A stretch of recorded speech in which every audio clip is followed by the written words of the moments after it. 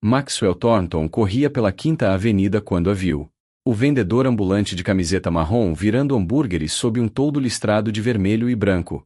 Sua ex-esposa Isabella, que havia recebido um acordo de divórcio de $4 milhões 7 anos antes e deveria estar vivendo no luxo, trabalhava em um carrinho de comida em uma esquina de Manhattan. Mas antes que Maxwell pudesse processar o choque, ele os viu.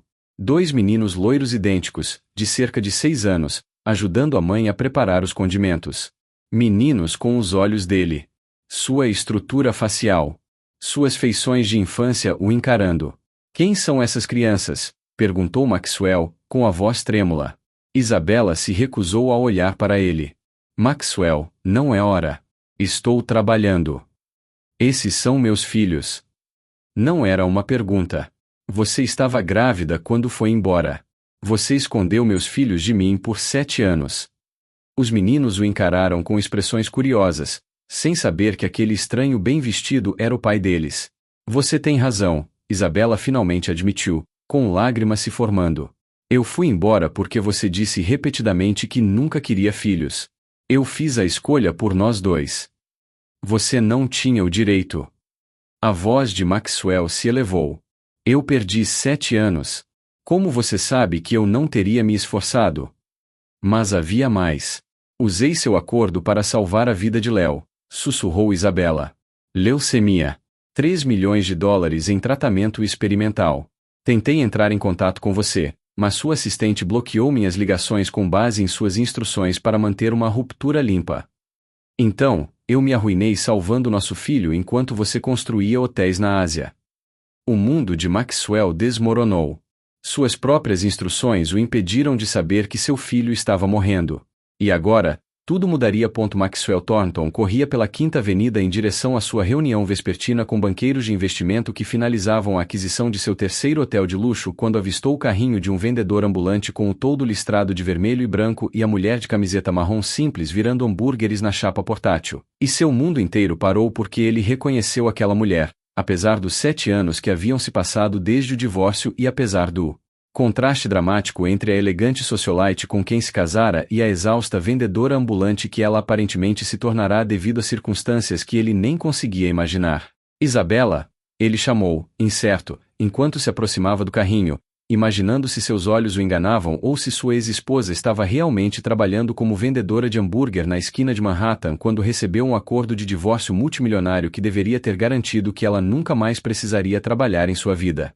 Mas antes que Isabella pudesse responder à sua saudação atordoada, a atenção de Maxwell foi capturada pelos 2 garotos loiros idênticos que estavam parados em ambos os lados do carrinho, ajudando a mãe a organizar os potes de condimentos e a limpar o balcão de atendimento, garotos que pareciam ter aproximadamente 6 anos de idade, considerando sua altura e proporções, e que possuíam traços faciais inconfundivelmente semelhantes à aparência do próprio Maxwell em suas fotografias de infância, que sua mãe havia preservado em álbuns de família que documentavam seus primeiros anos. Quem são essas crianças? Maxwell perguntou com a voz trêmula de choque e o reconhecimento crescente de que a linha do tempo das idades dos garotos correspondia exatamente a quando ele e Isabella estavam nos últimos meses de casamento, antes do divórcio conturbado, que terminou com ela se afastando do relacionamento sem explicações além de vagas alegações sobre incompatibilidade e sobre a obsessão de Maxwell pelo sucesso nos negócios, às custas do relacionamento. Maxwell, este não é o momento nem o lugar para esta conversa, respondeu Isabella secamente, continuando a virar hambúrgueres sem fazer contato visual com o homem que fora seu marido durante 3 anos tumultuados de casamento, que terminaram mal quando ela descobriu que estava grávida de gêmeos e tomou a devastadora decisão de ir embora em vez de prender Maxwell a responsabilidades parentais que ele deixará explicitamente claro que nunca queria assumir. Estou trabalhando agora e não posso ter dramas pessoais atrapalhando meus negócios durante o horário de almoço, quando preciso atender clientes e ganhar dinheiro para sustentar meus filhos. Seu tom desdenhoso e sua recusa em reconhecer a pergunta óbvia sobre a paternidade dos meninos enfureceram Maxwell, que acabará de encontrar evidências de que poderia ser pai de gêmeos que ele nunca soube que existiam, crianças que haviam sido deliberadamente escondidas dele por toda a vida por uma mulher que havia aceitado o acordo de divórcio e desaparecido sem nunca revelar que estava grávida de seu filho biológico. Esses são meus filhos, não são? Maxwell afirmou, em vez de perguntar, enquanto encarava os dois meninos que agora o encaravam com expressões curiosas que sugeriam que não faziam ideia de quem era aquele homem bem vestido ou por que ele estava incomodando a mãe deles.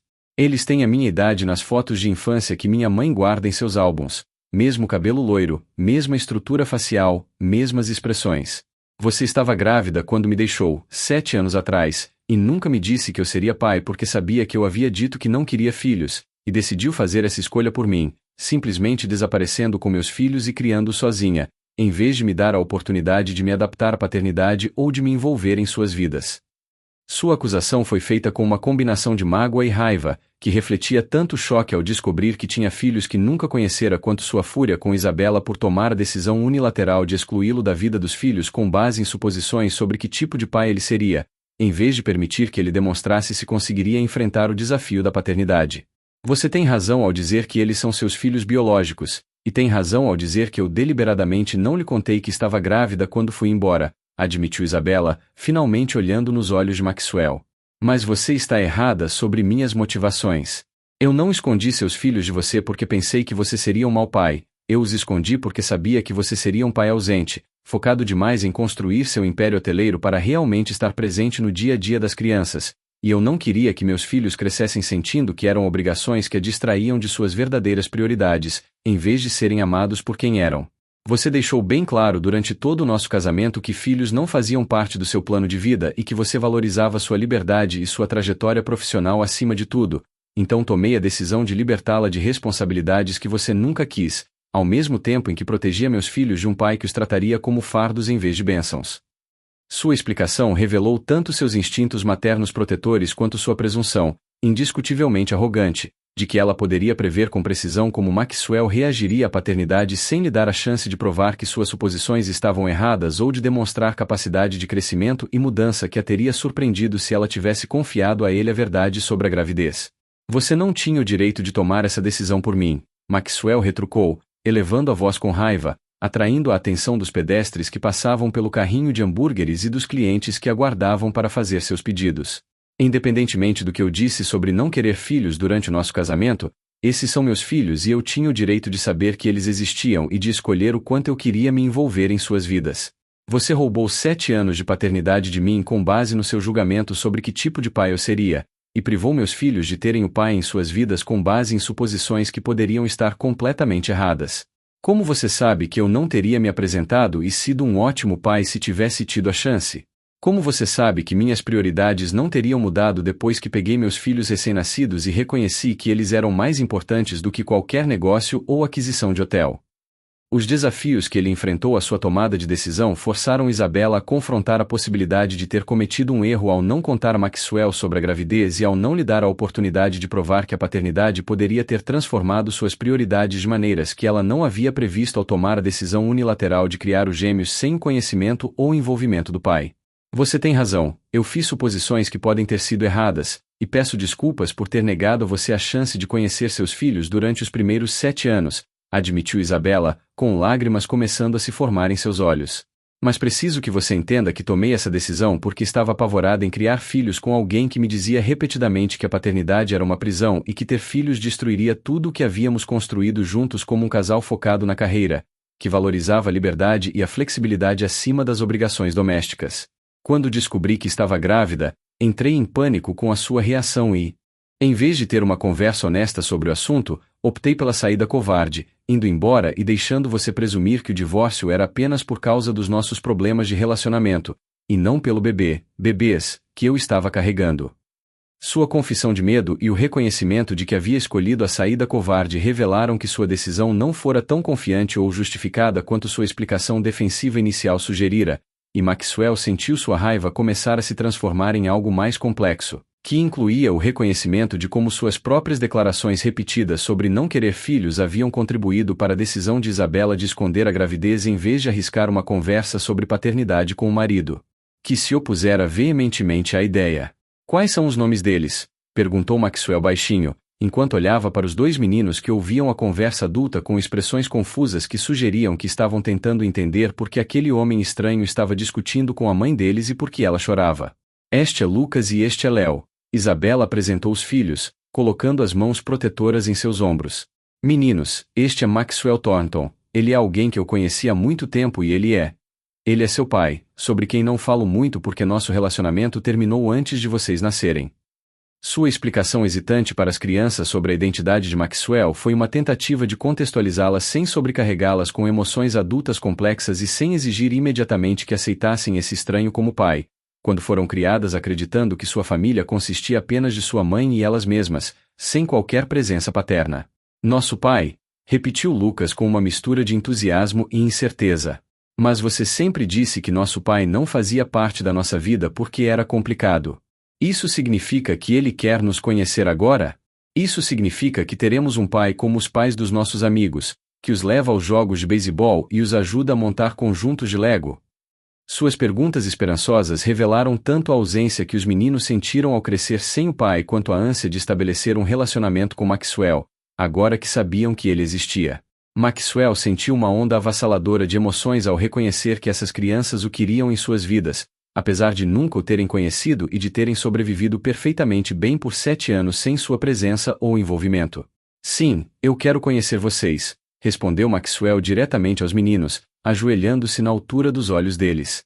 Eu não sabia que vocês existiam até 5 minutos atrás, mas agora que sei sobre vocês, quero muito fazer parte da vida de vocês e aprender tudo sobre quem vocês são, o que gostam de fazer e como posso ser o pai que vocês merecem ter.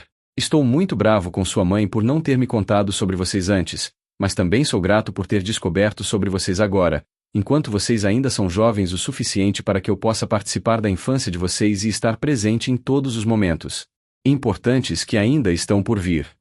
Sua promessa de ser um pai envolvido era sincera, mas também estava sendo feita em um momento emocional, sem considerar completamente o quão drasticamente sua vida e suas prioridades precisariam mudar para acomodar a paternidade ativa de gêmeos de 7 anos que moravam com a mãe e que tinham rotinas e relacionamentos estabelecidos que não o incluíam. Maxwell, precisamos ter uma conversa muito mais longa sobre como isso vai funcionar, interrompeu Isabela, com preocupações práticas sobre como integrar Maxwell à vida dos meninos sem perturbar a estabilidade deles ou confundi-los sobre a estrutura familiar. Mas agora preciso voltar ao trabalho porque tenho clientes esperando e não posso me dar ao luxo de perder renda durante o horário de pico do almoço, quando ganho a maior parte da minha renda diária. Podemos nos encontrar esta noite, depois que eu fechar o carrinho, para discutirmos os acordos de custódia e como introduzi-lo gradualmente na vida dos meninos, em vez de fazer mudanças repentinas que podem ser avassaladoras para eles.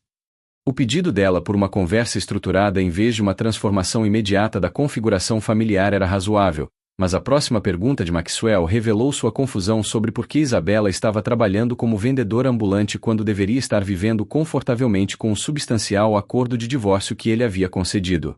Antes de falarmos sobre a custódia, preciso entender por que você está vendendo hambúrgueres na rua quando eu lhe dei 4 milhões de dólares no acordo de divórcio, mais o apartamento na Park Avenue e a carteira de investimentos que deveria gerar uma renda anual de 6 dígitos sem exigir que você trabalhasse. Muito menos em um serviço de alimentação que é obviamente exaustivo e provavelmente mal cobre suas despesas, questionou Maxwell. O que aconteceu com todo o dinheiro que eu te dei? Você o perdeu em maus investimentos ou o gastou irresponsavelmente em coisas que não podia pagar? Suas perguntas pressupunham uma gestão financeira por parte de Isabela, pois ele não conseguia conceber uma explicação alternativa para o motivo pelo qual uma mulher com um acordo de divórcio multimilionário estaria trabalhando como vendedora ambulante, a menos que tivesse desperdiçado seus recursos por incompetência ou extravagância. Usei o acordo de divórcio para pagar os tratamentos médicos de Léo quando ele foi diagnosticado com leucemia aos 3 anos, explicou Isabela com uma voz exausta que demonstrava estar cansada de ser julgada pelas escolhas que fizera para salvar a vida do filho. A imunoterapia experimental que o salvou não era coberta pelo plano de saúde e custou mais de 3 milhões de dólares em 2 anos de tratamento, e usei o restante do acordo para cobrir as despesas de subsistência durante o período em que não pude trabalhar porque fiquei com Léo no hospital por semanas a fio durante seus ciclos de quimioterapia. O apartamento na Park Avenue e a carteira de investimentos foram vendidos para pagar despesas médicas adicionais e especialistas que pudessem fornecer segundas opiniões sobre opções de tratamento. Então, não, eu não desperdicei seu dinheiro em luxos frívolos. Gastei cada centavo salvando a vida do nosso filho e agora estou trabalhando como vendedora de hambúrgueres para sustentar os 2 meninos e reconstruir lentamente a segurança financeira que eu tinha antes que o diagnóstico de Léo destruísse tudo o que eu possuía. A explicação dela transformou a compreensão de Maxwell sobre o motivo pelo qual Isabela se encontrava naquelas circunstâncias e criou um profundo sentimento de culpa. pois, enquanto ela lutava para salvar a vida do filho e se arruinava para pagar pelos tratamentos dele, Maxwell construía seu império hoteleiro e acumulava riqueza que poderia facilmente cobrir as despesas médicas de Léo sem exigir que Isabela sacrificasse tudo, incluindo os recursos que Maxwell havia fornecido no acordo de divórcio. Por que você não me contatou quando Léo foi diagnosticado? Perguntou Maxwell com a voz embargada pela emoção. Eu teria pago por qualquer tratamento que ele precisasse, independentemente do custo, e teria fornecido apoio financeiro para que você não tivesse que esgotar seus recursos ou acabar trabalhando nas ruas para sobreviver. Você pode ter tido bons motivos para não me contar sobre a gravidez inicialmente, mas, uma vez que nosso filho estava lutando pela vida, você deveria ter deixado de lado quaisquer queixas que tivesse contra mim e me procurado para que eu pudesse ajudar a salvar a vida dele e apoiar vocês dois durante aquela crise. A reprovação dele era uma crítica válida à decisão de Isabela de lutar sozinha em vez de buscar ajuda do pai rico dos meninos, que tinha os recursos e, presumivelmente, a motivação para apoiar o tratamento médico do filho, mesmo sem saber da existência dele anteriormente. Tentei entrar em contato com você quando Léo foi diagnosticado pela primeira vez, revelou Isabela, com lágrimas escorrendo pelo rosto. Liguei para o seu escritório e deixei mensagens explicando que precisava falar com você com urgência sobre uma emergência médica familiar, mas sua assistente disse que você estava viajando pela Ásia para aquisições de negócios e que você a havia instruído a não encaminhar nenhuma comunicação minha em hipótese alguma, porque queria manter uma ruptura completa com o nosso casamento sem ser arrastado de volta para o drama com sua ex-esposa. Deixei 3 mensagens mais de 2 semanas antes do início do tratamento de Léo e, como você não respondeu, presumi que tivesse decidido que qualquer coisa que eu precisasse discutir não valia seu tempo ou atenção, então parei de tentar entrar em contato com você e cuidei da doença de Léo sozinha, usando os recursos que você já havia fornecido por meio do acordo de divórcio. A explicação dela revelou que as próprias instruções de Maxwell à sua assistente sobre a necessidade de filtrar as comunicações de Isabela o impediram inadvertidamente de saber sobre a doença fatal do filho e resultaram em sua ausência completa durante a crise médica que consumiu a vida e as finanças de Isabela por 2 anos. Meu Deus! Sussurrou Maxwell enquanto processava a devastadora percepção de que seu desejo de evitar o drama pós-divórcio com Isabela o levará diretamente à sua falha em apoiar o filho durante a emergência médica, deixando Isabela sozinha, sem o apoio financeiro e emocional de que tanto precisava e que tentará solicitar.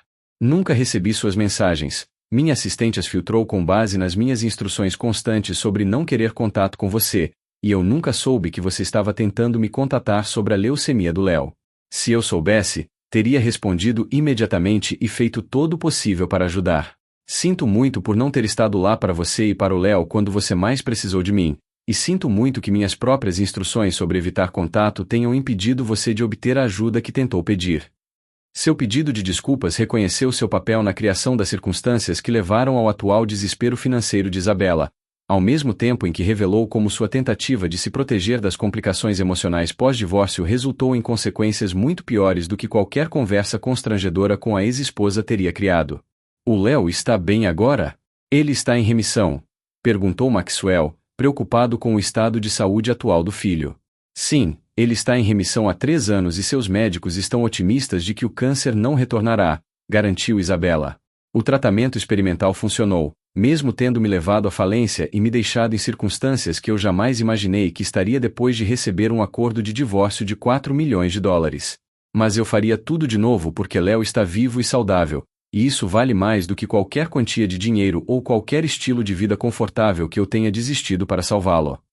A conversa noturna no pequeno apartamento de Isabela, que ela dividia com os meninos gêmeos em um espaço apertado que chocava Maxwell pelo contraste com as acomodações luxuosas em que ela viverá durante o casamento, revelou a extensão total da devastação financeira causada pelos tratamentos médicos de Léo e as dificuldades diárias que Isabela enfrentava para sustentar 2 meninos em crescimento com a modesta renda de seu carrinho de hambúrgueres, ao mesmo tempo em que administrava as despesas médicas residuais e os custos educacionais inerentes à criação de filhos na cara Manhattan, mesmo vivendo em condições de pobreza.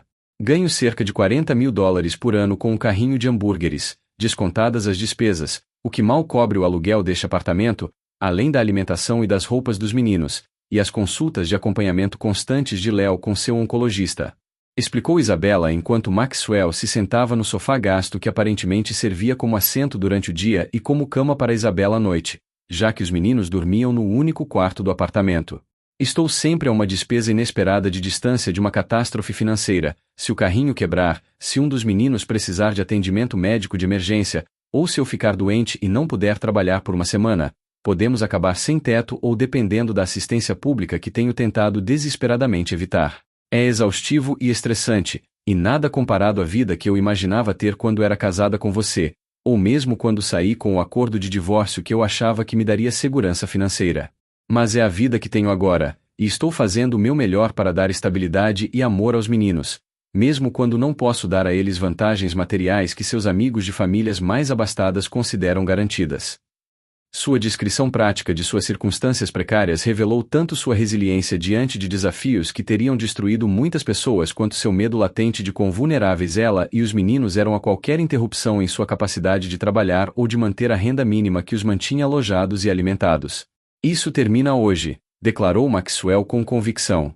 Vou fornecer apoio financeiro imediato para que você e os meninos tenham uma moradia segura e confortável, e vou estabelecer fundos fiduciários que cobrirão as despesas educacionais deles e atenderão às suas necessidades futuras, independentemente do que aconteça com nossos acordos de custódia ou com meu envolvimento em suas vidas diárias.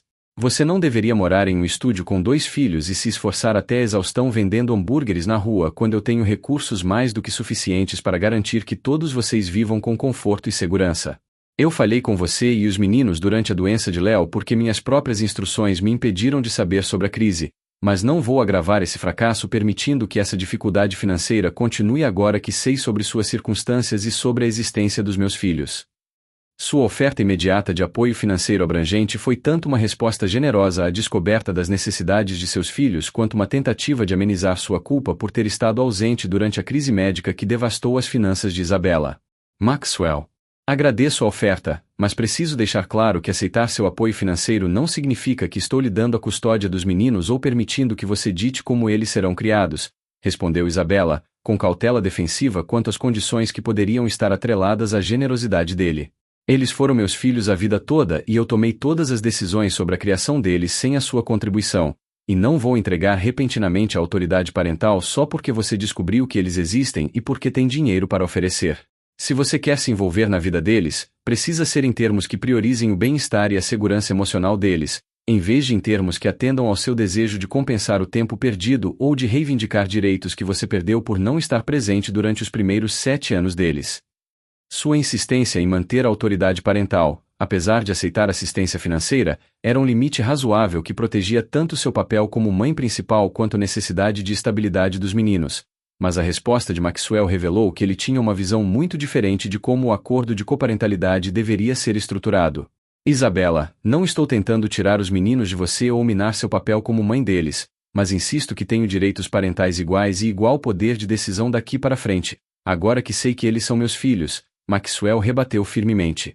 Você tomou a decisão unilateral de criá-los sem meu conhecimento ou envolvimento por 7 anos, e embora eu entenda suas motivações e aceite que minhas próprias ações contribuíram para as circunstâncias que levaram a essa decisão, esse padrão termina agora. Quero a guarda compartilhada com o mesmo tempo de convivência, quero envolvimento em todas as decisões importantes sobre a educação, os cuidados de saúde e a criação deles, e quero que os meninos me conheçam como pai, e não como uma figura distante que fornece dinheiro, mas que não faz parte do dia a dia deles. Se você não estiver disposta a concordar com um acordo genuíno de coparentalidade que me trate como pai igualitário, em vez de um visitante ocasional ou apoiador financeiro, então entrarei com um pedido formal de guarda nos tribunais e deixarei que os juízes decidam qual acordo atende aos melhores interesses dos meninos. A ameaça de ação judicial revelou tanto sua determinação em fazer valer seus direitos parentais quanto sua disposição de recorrer a um processo contraditório caso Isabella não estivesse disposta a conceder-lhe voluntariamente a guarda substancial e o poder de decisão.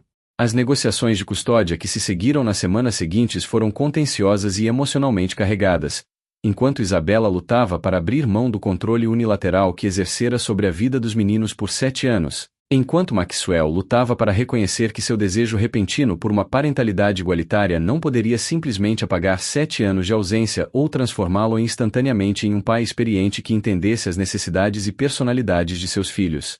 Tão bem quanto Isabella, depois de criá-los sozinha.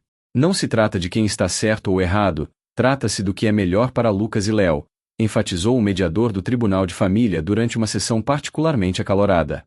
Ambos os amam e querem ser bons pais, mas estão tão focados em litigar suas queixas passadas e proteger suas prerrogativas parentais que estão perdendo de vista o que os meninos realmente precisam, que é de dois pais que possam trabalhar juntos de forma cooperativa, em vez de dois pais que estão constantemente brigando sobre custódia e autoridade para tomar decisões.